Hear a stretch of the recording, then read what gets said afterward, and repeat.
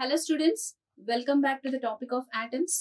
In the last class, we have studied various expressions, how to calculate the energy of an electron in a particular orbit and kinetic energy and all. In this class, we are going to study about spectral series, Varnapata Srenula Vivarana. So in the last class, we calculated the energy of an electron in an orbit as minus m e power 4 by 8 epsilon naught n square h square. In this, E is the energy of an electron in an orbit, m is the mass of an electron, E is the charge of an electron, epsilon naught is the permittivity of free space, n is the orbital number or you can say principal quantum number, and h is Planck's constant. Okay, so E అనేది electron యొక్క శక్తి, m అనేది electron యొక్క ద్రవ్యరాశి, E అనేది electron యొక్క ఆవేశం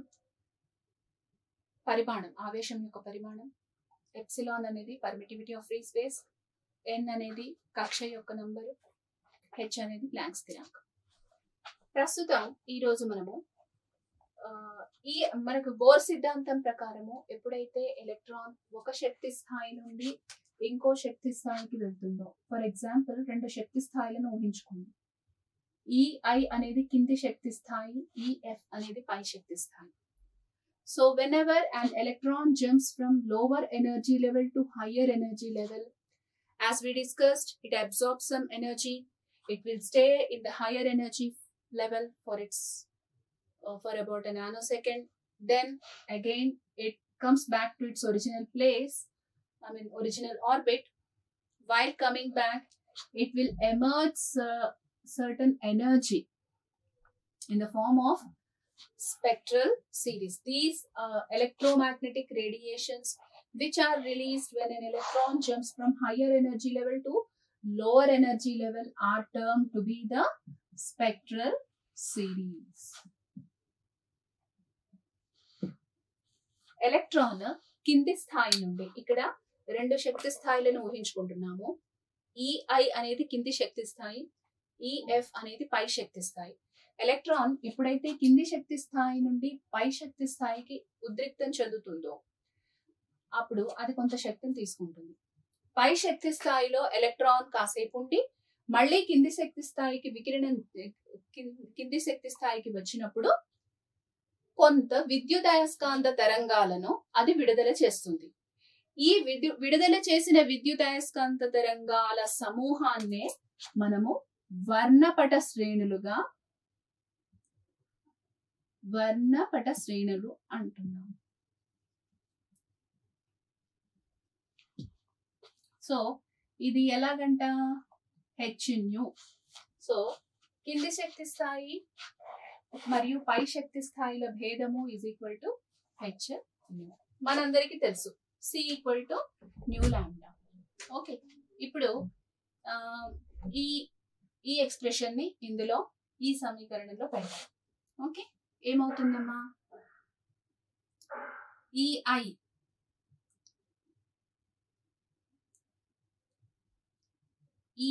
is equal to minus m e power 4 by 8 epsilon naught ni square h square. ఇది కింది శక్తి స్థాయి. పై శక్తి స్థాయి అలాగే ప్రతిక్షేపిస్తే ఏం లేదు, n బదులు nf పెడితే పై శక్తి స్థాయి, n బదులు ni పెడితే కింది శక్తి స్థాయి. ఎలా ప్రతిక్షేపించాను, minus m e power 4 by 8 epsilon naught nf square h square. Very good. Now ఈ రెండు శక్తి స్థాయిల భేదాన్ని ఎలా రాయొచ్చు మనము, ఓకే, ఇది ఇందులో ఈ రెండు శక్తి స్థాయిలని ఇందులో పెడితే ఏమవుతుందమ్మా, minus me power 4 by 8 epsilon naught ni square h square. Minus of minus will become plus. Okay, m e power 4 by 8 epsilon nf square h square is equal to what, h nu. Now when we have C is equal to nu lambda, from this expression, when C is equal to nu lambda, what is nu? C by lambda. Okay. Now substituting this C by lambda, okay, let this be, okay, in this equation. Okay. Substitute, okay, 1 and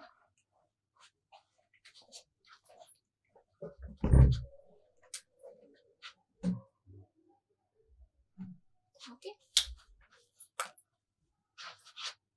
in equation 1.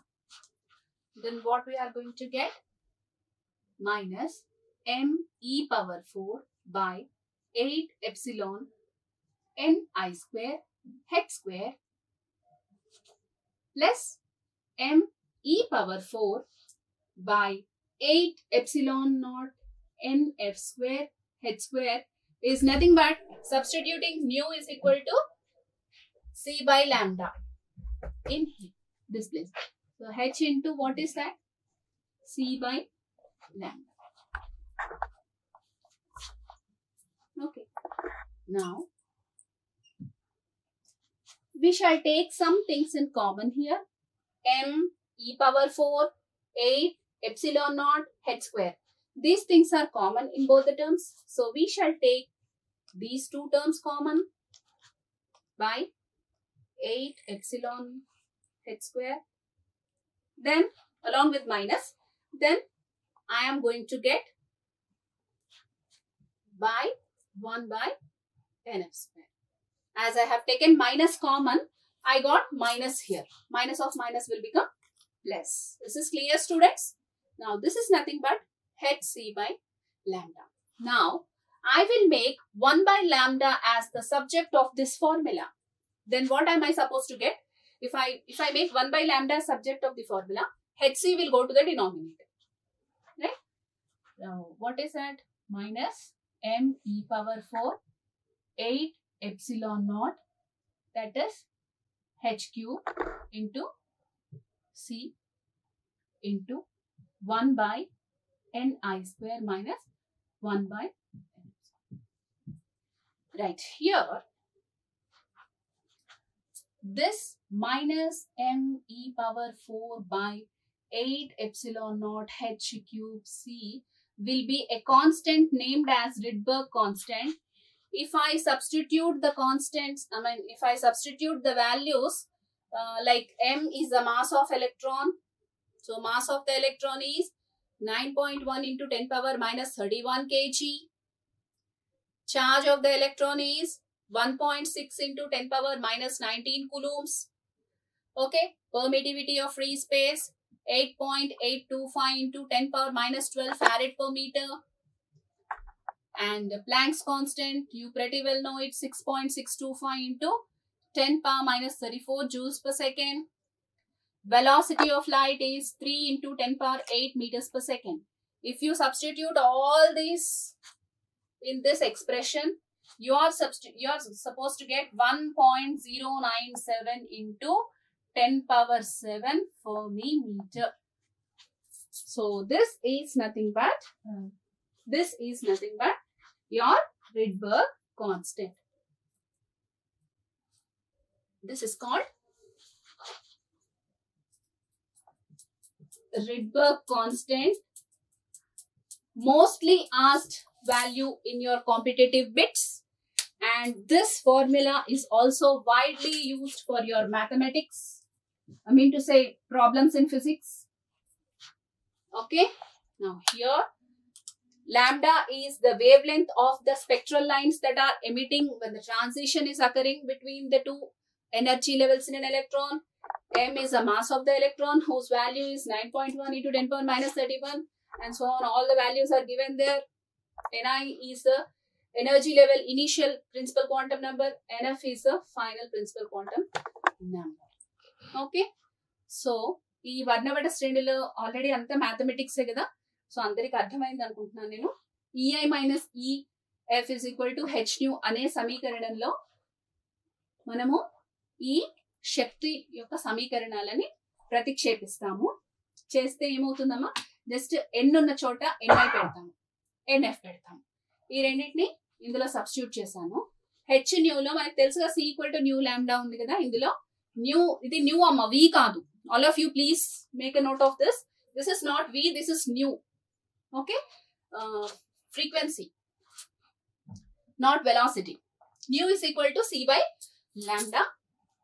ఇది ఇక్కడ nu place లో పెడితే H C by lambda అవుతుంది. H C by lambda ఉంది. Minus e power 4 8 epsilon not H square common తీసానమ్మా. Common తీస్తే 1/ni square minus 1/nf square వచ్చింది. That is equal to H C by lambda. Okay, 1/లాంబ్డా ని నేను subject of the formula అని చేసుకున్నాను. అది ముఖ్యమైన ఫార్ములాకి ఈజ్ ఈక్వల్ టు ఏమొచ్చింది, అక్కడ హెచ్సి కిందికి వెళ్ళిపోతే ఇది వస్తుంది. అందులో ఇవన్నీ స్థిరాంకాలే. మీరు గమనించినట్లయితే ఇది ద్రవ్యరాశి, ఎలక్ట్రాన్ యొక్క ద్రవ్యరాశి. ఈ అనేది ఎలక్ట్రాన్ యొక్క ఆవేశము 1.6 × 10⁻⁻19. Epsilon permittivity of free space, H Planck స్థిరాంకము, మరియు సి అనేది వెలాసిటీ ఆఫ్ లైట్, కాంతి యొక్క వేగం. ఓకే, ఆ వాల్యూస్ అన్ని సబ్స్టిట్యూట్ చేస్తే మనకి ఇంత వాల్యూ వస్తుంది. 1.097 × 10⁻7 per మీటర్ వస్తుందమ్మా. దీన్నే రిడ్బర్గ్ స్థిరాంకం అంటారు. Please make a note of. అయితే ఇప్పుడు ఈ ఎక్స్ప్రెషన్ మనం చేసుకున్నాం కదా, 1/లాంబ్డా is equal to r into 1/ni square minus 1/nf square. ఇందులో ni స్క్వేర్ అనేది ఇనీషియల్ ఆర్బిట్, nf అనేది ఫైనల్ ఆర్బిట్. ఓకే, అయితే ఎలక్ట్రాన్స్ కింది శక్తి స్థాయి నుండి పై శక్తి స్థాయికి వెళ్ళినప్పుడు శక్తిని శోషించుకుంటుంది. అదే రకంగా ఎలక్ట్రాన్ పై శక్తి స్థాయి నుండి కింది శక్తి స్థాయికి వచ్చినప్పుడు శక్తిని ఉద్గారిస్తుంది. శక్తిని ఉద్గారించే సమయంలో వివిధ శక్తిని ఉద్గారించే క్రమంలో శక్తిని ఏ విధంగా ఉద్గారిస్తాయి, విద్యుదయస్కాంత తరంగాల రూపేణ ఉద్గారిస్తాయి. ఆ విద్యుదయస్కాంత తరంగాల సమూహమే వర్ణపట శ్రేణులని మనం ఆల్రెడీ చెప్పుకున్నాం. సో ఆ వర్ణపట శ్రేణులు పర్టికులర్ గా హైడ్రోజన్ ఆటమ్ లో వర్ణపట శ్రేణుల్ని బోర్స్ సార్ ఎక్స్ప్లెయిన్ చేశారు. అది ఈ విధంగా చేశారు. ఎలాగా, ఇందులో 5 ఆర్బిట్స్, 5 కక్షల్ని n = 1, n = 2, 3, 4, 5 5 కక్షల్ని ముఖ్యంగా తీసుకొని ఎలక్ట్రాన్ ఎప్పుడైతే పై స్థాయి కక్ష నుండి, అది ఏ స్థాయి అయినా కావచ్చు, ఇన్ఫినిటీ, ఓకే, ఏ స్థాయి కక్ష నుండి అయినా n = 1 స్థాయి కక్షకి, అంటే n = 6 నుండి అయినా 5, 4 ఏ స్థాయి నుండి అయినా ఎలక్ట్రాన్ ఎగువ కక్ష నుండి n = 1 కక్షకి ఎలక్ట్రాన్ పతనం చెందినప్పుడు అది ఉద్గారించే విద్యుదయస్కాంత తరంగాలు ఏ లైమన్ సిరీస్ లో ఉంటాయి. అది ఉద్గారించే వర్ణపట శ్రేణులని లైమన్ శ్రేణులు అని అంటారు. సో అది ఉద్గారించేటప్పుడు విద్యుదయస్కాంత తరంగాలని ఏ రీజన్ లో ఉంటాయి, దేంట్లో, యూవి రీజన్ లో ఉంటాయి. ఓకే, నెక్స్ట్ ఏ ఇతర, అదే విధంగా లైమన్ సిరీస్ లో లాగానే ఎలక్ట్రాన్ ఏ పై శక్తి స్థాయి నుండైనా n = 2 శక్తి స్థాయి, ఇక్కడ ni అనేది కింది శక్తి స్థాయి, nf అనేది పై శక్తి స్థాయి అని మనం అనుకున్నాం కదా already. So higher energy level, nf is higher energy level, right? ni is lower energy level. nf అనేది పై శక్తి స్థాయి, ni అనేది కింది శక్తి స్థాయి. చూడండి, లైమన్ శ్రేణిలో ఏం జరుగుతుంది, ఏ శక్తి స్థాయి నుండైనా 1 ni = 1 శక్తి స్థాయికి ఎలక్ట్రాన్ పడిపోయినప్పుడు, పతనం చెందినప్పుడు, ఆ క్రమంలో అది విడుదల చేసే విద్యుదయస్కాంత తరంగాలు లైమన్ సిరీస్ లో ఉంటాయి. అవి అతి నీల లోహిత తరంగాలను విడుదల చేస్తాయి, UV rays.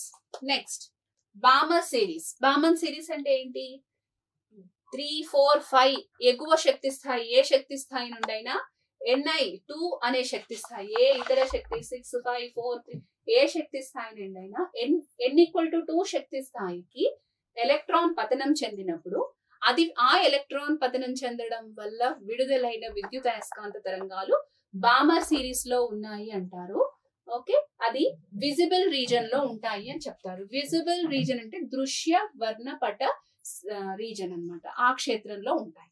Next Paschen series. Paschen series అంటే ఏ శక్తి స్థాయి నుండైనా సరే n=3 శక్తి స్థాయికి ఎప్పుడైతే ఎలక్ట్రాన్ పతనం చెందుతుందో ఆ క్రమంలో ఎలక్ట్రాన్ విడుదల చేసే విద్యుత్ అయస్కాంత తరంగాలన్నీ కూడా అది విడుదల చేసే వర్ణపట రేఖలన్నీ కూడా పాస్చన్ సిరీస్ లో ఉన్నాయి అంటారు.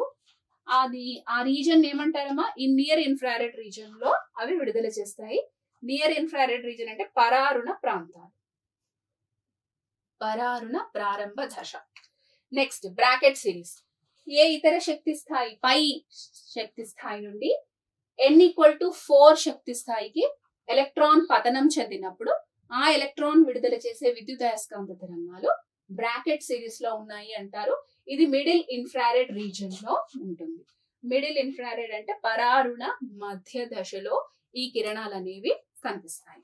Okay, in the similar fashion, whenever an electron from any higher energy level jumps to n=5 energy level, then the energy that the electron radiates in the form of electromagnetic radiations will come onto Pfund series, and that is said to be in far infrared region. A reason లో ఉంటుందమ్మా? అది పరారుణ చివరి క్షేత్రంలో ఆ కిరణాలు ఉంటాయి. అవే కిరణాలు అవి. సో ఇది వర్ణపట శ్రేణుల వివరణ. వెరీ ఇంపార్టెంట్ ఆన్సర్, 4 మార్క్స్ కి చాలా మట్టుకు రిపీట్ అవుతుంది. ఇలా నీట్ గా రాసుకోవాలి. దీని ముందు డెరివేషన్ ఉంది కదా, అది కొంచెం చేసి ఇది నీట్ గా రాయాలి. ఈ పాయింట్స్ మెయిన్ గా మీరు ఈ పాయింట్స్ రాస్తే మీకు ఫుల్ మార్క్స్ వస్తాయి. Okay, please note this point. Okay, so whenever an electron jumps from any higher energy level to n=1 energy level, then we say the spectral lines released by the electron will be under Lyman series, and that region will be in UV region. And whenever an electron jumps from higher energy level to n=2 energy level, then we say the spectral lines released by the transition of that electron will come onto Balmer series. L is silent. This will come onto visible region. In the similar fashion, whenever an electron jumps from any higher energy level to n=3 energy level, then the spectral lines released by the atom will be under Paschen series, and that will be probably in near infrared region. In the similar way, you have Pfund series and all. Students, this is very important question which will be repeated, which is being repeated since years for 4 marks. So please make a note of it. Okay. క్వాంటీకరణం సూచించే bore రెండవ ప్రతిపాదన, దానికి D బ్రాగ్లీ explanation.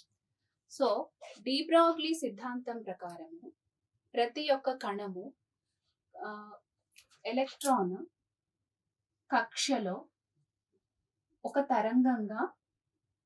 తరంగాన్ని ఏర్పరచాలి. D బ్రాగ్లీ సిద్ధాంతం ప్రకారము electron అనే కణము కక్షలో స్థిర తరంగాన్ని ఏర్పరచాలి. ఈ విధంగా ఎలక్ట్రాన్ కక్షలో, అంటే ఎలక్ట్రాన్ ఒక కణంగా కాకుండా ఒక తరంగంలా ప్రవర్తించాలి. ఇది డి బ్రాగ్లీ యొక్క సిద్ధాంతం. జనరల్ గా ఏ కణమైనా సరే ఒక తీగలో తరంగంగా ప్రవర్తించాలి అంటే ఆ తీగ యొక్క పొడవు, ఆ తీగలో అది వచ్చే తరంగం యొక్క తరంగ దైర్ఘ్యానికి పూర్ణ గుణిజంగా ఉండాలి. స్థిర తరంగాలు ఏర్పడడానికి ఇది ఒక ప్రిన్సిపల్, ఇంపార్టెంట్ ప్రిన్సిపల్. ఏంటి? ఏదైనా తీగలో స్థిర తరంగాలు ఏర్పడాలంటే ఆ తీగ యొక్క పొడవు అందులో తరంగాల యొక్క తరంగ దైర్ఘ్యాల పూర్ణ గుణిజానికి సమానంగా ఉండాలి. సో ఇది డి బ్రోగ్లీ యొక్క సిద్ధాంతం అన్నమాట. So L = N lambda. ఇప్పుడు ఇక్కడ ఎలక్ట్రాన్ అనేది వృత్తాకారపు కక్షలలో పరిభ్రమిస్తూ ఉంటుంది. మనకు తెలుసు కదా, మధ్యలో కేంద్రకం ఉంటుంది, కేంద్రకం చుట్టూ వృత్తాకార కక్షల్లో ఎలక్ట్రాన్స్ పరిభ్రమిస్తూ ఉంటాయి. ఈ ఎలక్ట్రాన్స్ తరంగాలని ఏర్పరచాలి అంటే ఈ కణ తరంగ అనునాదము ఇలా స్థిర తరంగాలని కక్షలలో ఏర్పరచాలి అంటే ఈ విధంగా కక్ష యొక్క మొత్తం చుట్టుకొలత కూడా ఆ కక్షలో ఏర్పడ్డ స్థిర తరంగాల తరంగ దైర్ఘ్యానికి పూర్ణ గుణిజంగా ఉండాలి. చుట్టుకొలత ఏంటి? కక్ష ఏ షేప్ లో ఉందమ్మా? వృత్తాకార షేప్ లో ఉంది. సో వృత్తం యొక్క చుట్టుకొలత 2πr, circumference of a circle, చుట్టుకొలత.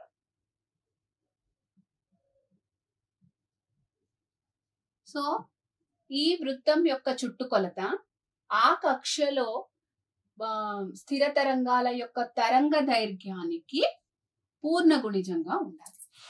ఓకే, సో ఇవి పూర్ణాంకాలను మాత్రమే తీసుకోవాలి. డి బ్రోగ్లీ సిద్ధాంతం ప్రకారము లాంబ్డా = తరంగ దైర్ఘ్యం యొక్క ఫార్ములా ఏంటి? Lambda h/mv. ఈ ఫార్ములాని ఇందులో ప్రతిక్షేపిస్తే 2πr = NH/mv.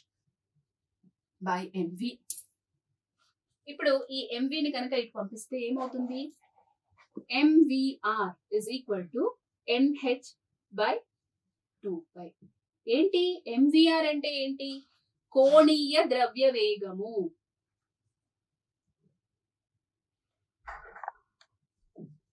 కోణీయ ద్రవ్య వేగము. L = mvr. సో ఏమైంది? L = mvr = nh/2π. Can you remember this? What is this? This is nothing but quantization of angular momentum. Quantization of angular momentum. Okay. So what is this, students? According to de Broglie, any particle should exhibit wave nature. If a particle exhibits wave nature in our atom, particularly at the center we have nucleus, and of course electron will revolve in a stationary circular orbits. So in this orbit, if an electron produces a wave like this, for example, if you consider the orbit to be circular, the electron in the orbit should produce wave in such a fashion that these waves should form what waves? Standing waves. Okay. Standing waves or stationary waves. Stationary waves. So in this fashion. So this is a nucleus and electrons should form stationary waves. Now whenever a particle forms waves naturally in a string, if waves are produced, then naturally length of the string should be equal to integral multiple of the wavelength of the wave that is produced in the string. This is a condition for producing a stationary wave in a string. So taking this condition into consideration, L = N lambda is condition to produce stationary waves.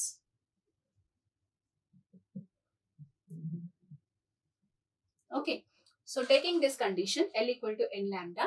Now actually, if an electron produces a stationary wave in the circular orbit, then its circumference should be equal to N lambda as per this formula. So 2πr = N lambda. This is a circumference of a circle because electron is revolving around the nucleus. So here, according to de Broglie wavelength, lambda is equal to h by mv. What is, so here if you can substitute this formula here, 2 pi r is equal to n h by mv. mv goes here and 2 pi comes here. Then what happens? mvr is equal to nh by 2 pi. Now what is this mvr? This is nothing but angular momentum. mvr is angular momentum. This is equal to nh by 2 pi. What is this actually? This is a Bohr's second postulate, quantization of angular momentum. What it stated, electron will select only those orbits in which the angular momentum is equal to the integral multiple of h by 2 pi. Angular moment of an electron is equal to the integral multiple of nh by 2 pi. Such orbits the electron will select. So, de Broglie explained in this way the second postulate of Bohr. Okay. So, this is the second postulate, quantization of angular momentum.